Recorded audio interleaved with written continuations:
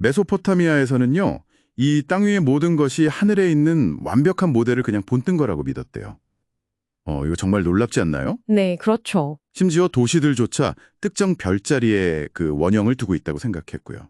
예를 들면 뭐 시파르가 정갈자리라든가? 네네, 니뉴에는 큰 곰자리, 뭐 이런 식으로 연결지어서 봤다는 거죠. 땅에서 벌어지는 일에 뭔가 우주적인 의미를 부여하려고 했던 것 같아요.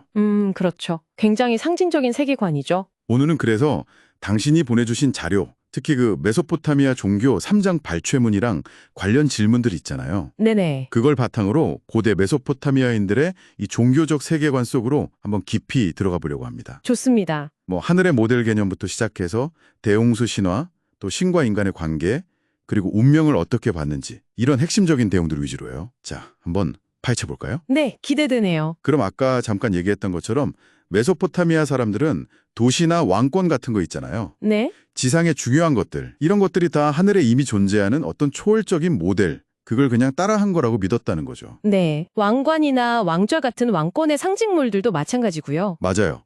그게 그냥 만들어진 게 아니라 하늘로부터 내려온 것이다, 이렇게 여겼다는 거잖아요. 그렇죠.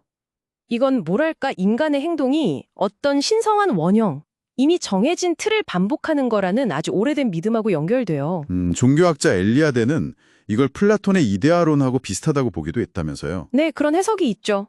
근데 여기서 정말 흥미로운 점은요. 이런 세계관이 단순히 세상을 설명하는 걸 넘어서요. 그 이상의 의미가 있다. 네. 당시 사람들에게 이 현실 세계의 질서와 의미를 부여하는 아주 핵심적인 역할을 했다는 겁니다. 질서와 의미요. 그렇죠. 인간의 유한한 삶이나 행동을 더 큰 그림, 그러니까 성스러움, 사크레와 연결시켜준 거죠. 아하. 말하자면 혼란스러워 보이는 이 땅의 삶도 사실은 저 하늘의 신성한 질서의 일부다. 이렇게 믿으면서 어떤 안정감을 찾으려 했던 거예요. 그들한테는 존재와 진실을 이해하는 근본적인 방식이었던 셈이죠. 그런 하늘의 질서를 중시하는 생각은 그럼 세상을 만든 신화에도 잘 나타나 있겠네요? 어떤 이야기가 있을까요? 네, 당연하죠. 아카드 종교의 대표적인 창조신화, 바로 에누마 엘리시를 빼놓을 수가 없습니다. 에누마 엘리시. 들어본 것 같아요. 네, 영음신 마르둑이 그 혼돈의 여신 티아마트를 물리치고요.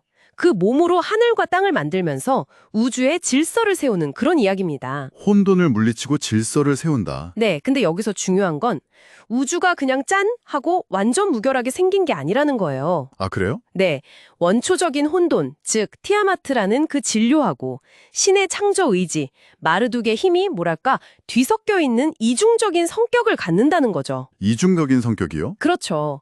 그러니까 질서 아래에도 여전히 그 혼돈의 가능성이랄까? 그런 게 내재되어 있다는 뉘앙스예요. 와, 흥미로운데요?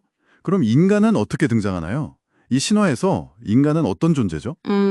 신화는 인간 창조에 대해서는 다소 좀 어두운 시각을 보여줘요. 어둡다고요? 네. 인간은 기본적으로 신들을 섬기기 위해서 만들어졌다고 하거든요. 그것도 그냥 만들어진 게 아니라 반역한 신 킹구의 피로 만들어졌다고 나와요. 신의 피로요? 그것도 반역한 신? 네. 그러니까 태생부터 신들을 위한 봉사라는 어떤 제약 아래 놓인 존재다, 이런 거죠. 뭔가 좀 비관적인 느낌인데요? 그렇죠. 이런 인간의 필멸성, 그리고 정해진 운명에 대한 깊은 고뇌는 메소포타미아 문학의 최고 걸작이죠. 길가메시 서사시에서 정말 절절하게 드러납니다. 영웅 길가메시 이야기군요. 영원한 생명을 찾아 떠났던 그 이야기 맞죠? 맞습니다. 친구 엔키드가 죽는 걸 보고 큰 충격을 받잖아요. 그래서 영생을 찾아 막 헤매는데 네, 그쵸. 결국 잠들지 않기라는 어찌 보면 간단한 시험에서조차 실패하고 말죠. 잠에셔. 네, 그때 저 영생을 갈망하는 저 강인한 인간을 보라.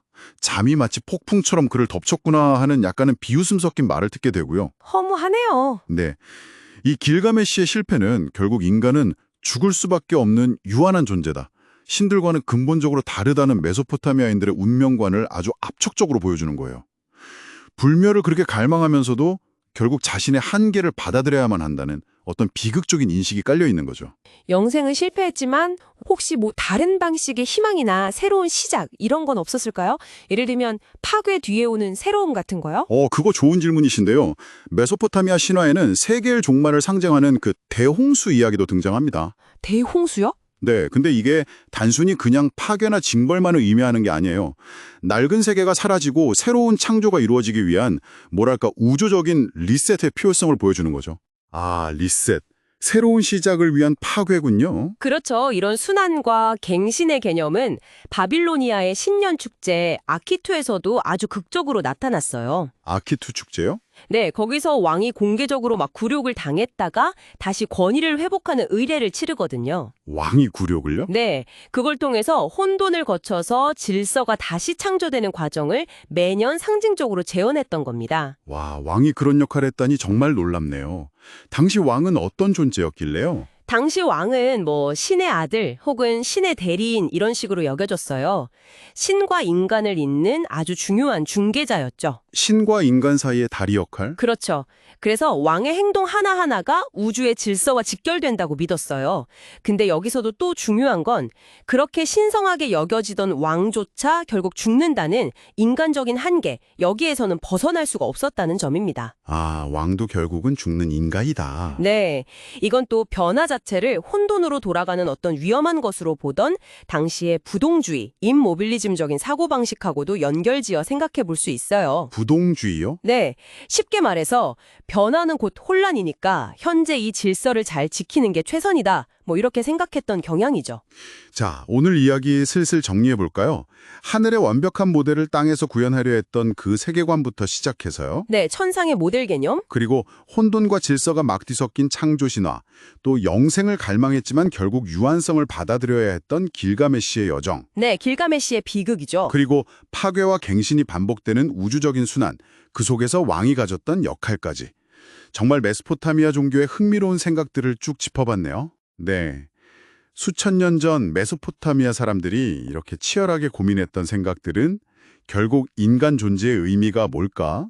운명이란 무엇인가? 그리고 이 광활한 우주 속에서 우리 위치는 어디인가 하는 아주 근본적인 질문들과 맞닿아 있어요. 시대를 초월하는 질문들이네요, 정말. 그렇죠. 오늘 이 이야기들이 당신에게는 또 어떤 생각의 불씨를 던져주었을지 궁금하네요. 그러게요. 아까 엘리아드 이야기도 나왔지만 그는 이런 비극적이고 때로는 좀 비관적으로 보이는 세계관조차도 인간이 자신의 한계를 인정하고 그 안에서 의미를 찾아 존재를 성화, 그러니까 거룩하게 만드는 방식이었다. 이렇게 해석했잖아요. 네, 의미 있는 해석이죠. 어쩌면 우리 삶에 피할 수 없는 한계들, 그걸 피하지 않고 똑바로 마주하는 것. 그것이 바로 오늘날 당신 각자의 의미를 찾는 여정의 중요한 실마리가 될 수 있지 않을까요? 이 질문을 당신께 남겨봅니다.